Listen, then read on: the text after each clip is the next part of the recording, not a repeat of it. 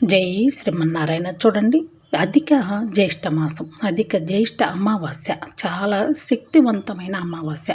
మీరు ఇలా పూజ చేసుకున్నట్టయితే మీ కోరికలు వెంటనే నెరవేరుతాయండి. అది ఏమిటి అంటే పిల్లలు లేని వాళ్ళకి పిల్లలు కలగటం, అదేవిధంగా పెళ్ళికి ఆలస్యం అవుతుంది అనుకున్న వాళ్ళు ఈ పూజ చేసుకున్నట్టయితే ఖచ్చితంగా పెళ్ళిళ్ళు త్వరగా జరగటమే కాకుండా మీకు మంచి అనేది జరుగుతుంది. అయితే మంచి సంబంధాలు సెట్ అవుతాయి అన్నమాట. అయితే మీకు అమావాస్య ఎప్పుడు వస్తుంది, ఎలా ఈ పూజ చేయాలి అనేది చూస్తే జాగ్రత్తగా ఎక్కడ క్లిక్ చేయకుండా జాగ్రత్తగా విన్నట్లయితే మీకు ఆ కథ కూడా తెలుస్తుంది. అసలు జ్యేష్ఠ మాసం అంటే ఏమిటి అనేది కూడా మీకు తెలుస్తుంది. జ్యేష్ఠ మాసం అంటే అమ్మవారు జ్యేష్ఠాదేవికి సంబంధించింది. జ్యేష్ఠాదేవి ఎవరు అంటే మీకు తెలుసో లేదో, జ్యేష్ఠాదేవి అంటే దారిద్ర దేవత. అయితే ఆమెకి మనం చాలా భయపడుతూ ఉండాలి.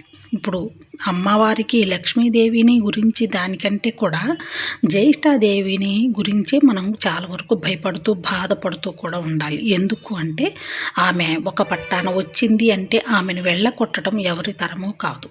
లక్ష్మీదేవి ఎప్పుడు కూడా ఉన్న చోట ఉండదు, ఒక్క చోట. మనం ఉండమన్నా ఉండదు, వెళ్ళమన్నా వెళ్ళదు, రమ్మన్నా రాదు. అయితే జ్యేష్ఠాదేవి మన వెనకాలే ఉంటుంది.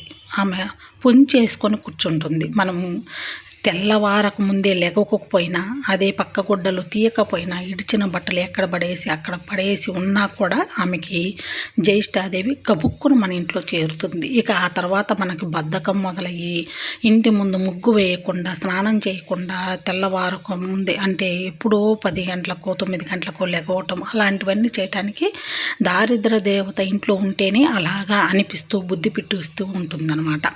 కావున మనం ఏం చేయాలంటే ఒక చెంబుని తీసుకోండి. అంటే రావి చెంబు కానీ ఇత్తడి చెంబు కానీ, లేదు అంటే కుండ తీసుకోండి. మీరు చిన్న మట్టి కుండ తీసుకుంటే చాలా మంచిది ఈ పూజకి మాత్రం. అయితే ఇంట్లో ఉన్నా కూడా తీసుకోవచ్చు. కొత్తది అక్కడికక్కడే కొనుక్కొని తేవాలి అనేది ఏమీ లేదు.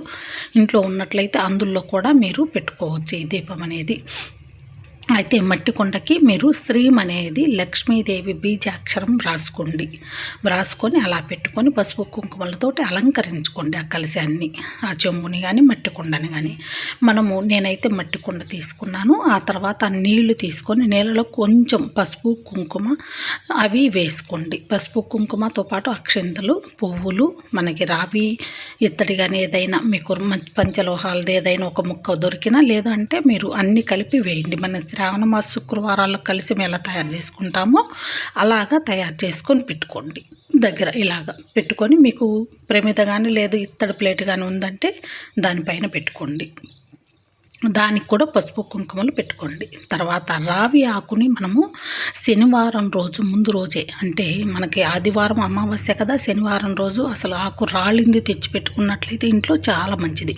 మీకు తెలుసా, మీకు రావి చెట్టు కింద లక్ష్మీదేవి, రావి చెట్టు విష్ణుమూర్తి, పక్కన వేప చెట్టు అసలు లేకుండా రావి చెట్టు అనేది ఉండదు గుళ్ళో.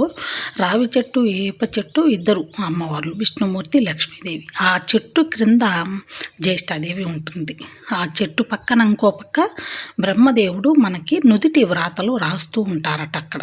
కాబట్టి మనము ఆ రావి చెట్టుకు ప్రదక్షిణాలు చేసినంత ఫలితం ఈ పూజ చేసినా కూడా వస్తుంది. కానీ రావి చెట్టుకు 20 రోజులు మనము 21 రోజులు 21 చుట్లు తిరిగినట్టయితే మీకు అలా కూడా కోరికలు అనేది నెరవేరుతాయి. పెళ్ళి కావాల్సిన వాళ్ళకి త్వరగా పెళ్ళిళ్ళ సంబంధాలు కుదురుతాయి. అదేవిధంగా మనకి సంతాన భాగ్యం కూడా కలుగుతుందట అలా చేసిన వాళ్ళకి. మనం ఏం చేయాలి అంటే ఇక్కడ కుంకుమలో కొంచెం పచ్చకర్పూరం, కొంచెం రోజ్ వాటర్ కానీ లేదంటే గంగా జలం కానీ కలిపి స్వస్తికి గుర్తు అలా వ్రాసుకొని మనం అక్కడ పసుపు కుంకుమలతోటి అలంకరణ చేసుకోండి. ఆ రావి ఆకు పైన కూడా ఇలా అడ్డంగా వేసుకోండి ఆకుని. ఆ తర్వాత ఆ కలశం అనేది ఆకు పైన పెట్టుకొని ఆ ప్రమిద పైన, ఆ కలశం పైన మనం ప్లేట్ పెట్టాం కదా, ఆ ప్లేట్లో మనకు మట్టి ప్రమిద తీసుకొని మట్టి ప్రమిదని అలంకరణ చేసుకొని పసుపు కుంకుమలతోటి దీపం అనేది రెండు ఒత్తులు 3 పక్కలకు వేయాలి.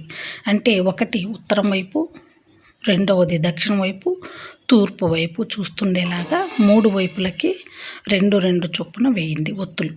వేసి అక్కడ మనము దీపారాధన ఆవు నెయ్యి కానీ నువ్వుల నూనె కానీ ఏదైనా పర్వాలేదు, ఆ రెండిటిలో ఏ ఒక్కటి వేసినా మనకి మంచి జరుగుతుంది. ఆ నూనె పోసి ఒత్తి వెలిగించుకోండి. మీకు వీలైతే అష్టోత్తరం, లక్ష్మీ అష్టోత్తరం చదువుకోండి, వీలైతే విష్ణు సహస్రనామం కూడా చదువుకోండి. కానీ మనకు ఆదివారం 11:45 అమావాస్య వస్తుంది.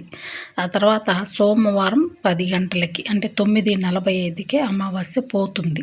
కాబట్టి మనం ఆదివారం రోజున ఆమె లక్ష్మీదేవి ఆవిర్భవించిన రోజు కాబట్టి ఆదివారం రోజున మీరు పూజ చేసుకున్నట్టయితే ఆ రోజు ఉపవాసం ఉండి సాయంత్రం తలస్నానం చేసి మీరు ఇవన్నీ ముందే శనివారం తెచ్చిపెట్టుకోమన్నా కదా, రావి ఆకు తెచ్చిపెట్టుకొని అలంకరణ అనేది ఆదివారం మధ్యాహ్నం నుంచే మొదలు పెట్టుకొని అన్ని పూజా సామాగ్రి అంతా సర్దుకొని అక్కడ మీరు స్నానం చేసి తలస్నానం 7ంటికి అలాగా పూజ మొదలు పెట్టుకోండి. ఇవన్నీ రెడీ చేసుకొని పూజ అంతా అయిపోయిన తర్వాత నైవేద్యం మీ ఇష్టం, ఏది ఓపికను బట్టి పండు పెట్టినా ఫలం పెట్టినా ఏది పెట్టినా కూడా చాలా మంచిది ఆ రోజు నైవేద్యంగా. అసలు అమ్మవారికి బెల్లం పాయసం అంటే ఇంకా చాలా ఇష్టం కాబట్టి బెల్లం పాయసం చేసి అమ్మవారికి నైవేద్యంగా పెట్టి అది తిని మీరు ఉపవాసం చెల్లించినట్టయితే మీకు ఖచ్చితంగా ఏదైతే అనుకుంటారో ఆ కోరిక అనేది ఖచ్చితంగా నెరవేరటమే కాదండి, ఇంకా మంచి శుభాలనేది మీరు చూస్తారు. జ్యేష్ఠ అమావాస్య చాలా శక్తివంతమైనది కదా, అయినా అధిక జ్యేష్ఠ అమావాస్య కదా, కాబట్టి మనం పూజ అనేది ఇలా చేసుకున్నట్టయితే ఖచ్చితంగా మీరు పచ్చకర్పూరంతో హారతి ఇవ్వండి.